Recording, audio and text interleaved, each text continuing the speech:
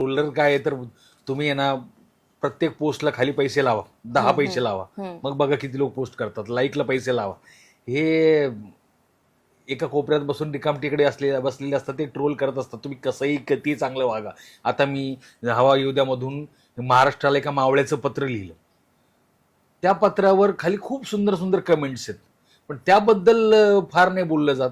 की आत्ता मी रेणुका शहाणे आमच्याकडे हवायुद्धामध्ये आल्या होत्या, तर त्यांच्या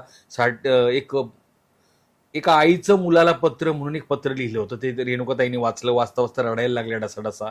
निर्मिती सावंत रडायला लागल्या, अभिनय बेर्डे रडायला लागला. आणि तेही पत्र प्रेक्षकांना खूप आवडेल. तर मला असं वाटतं की मी जे चांगलं काम करतोय ते काम त्याला ॲप्रिशिएट करा. आणि माझ्या घराणेशाही म्हणजे माझ्या मुलाला त्याच्यानंतर मी कुठल्याही त्यानंतर ड्रामा ज्युनियर्स नावाचा शो केला मी. तिथेही तोही शो मीच लिहित होतो, डिरेक्ट करत होतो. पण तिथं नाही मी माझ्या मुलाला हे केलं. तिथं ऑडिशनला गेला माझा मुलगा, मी तिथं काही इंटरफेअर केलं नाही, काहीच केलं नाही.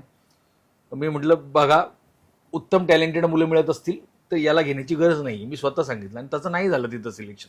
त्यामुळे असं मी त्याला प्रमोट करतोय किंवा मी त्याला कुठंतरी प्रत्येक ठिकाणी घेऊनच जातोय असं कधीच नाही. म्हणजे ते लहान तुम्ही मोठं असलं, पण मी स्किट लिहायचो, पण मी त्याच्यासाठी लिहित नव्हतो. मी इतर मुलांसाठी लिहायचो, त्याच्यासाठी स्किट लिहित नव्हतो. इतर लेखक होते त्यासाठी लिहायला. आणि हीच त्याला घेऊन यायची. मी त्याच्या खोलीतही जात नव्हतो, त्याला सांगतही नव्हतो कुठली गोष्ट. कारण डिरेक्टरने सांगणं वेगळी गोष्ट असते आणि का वडिलांनी सांगणं वेगळी गोष्ट असते. वडिलांनी सांगितलेलं मुलाला काय होतं, डिरेक्टर म्हणून मी ओरडून सांगू शकतो, काही बोलू शकतो. आणि इतक्या लोकांमध्ये आपला बाप आपल्याला ओरडतो म्हटलं ते मुलं थोडेसे मलूल होऊन जातात. त्यामुळे मी ते फार पाळलं होतं. आणि मी काही फार त्या ट्रोलिंगचा विचार करत नाही.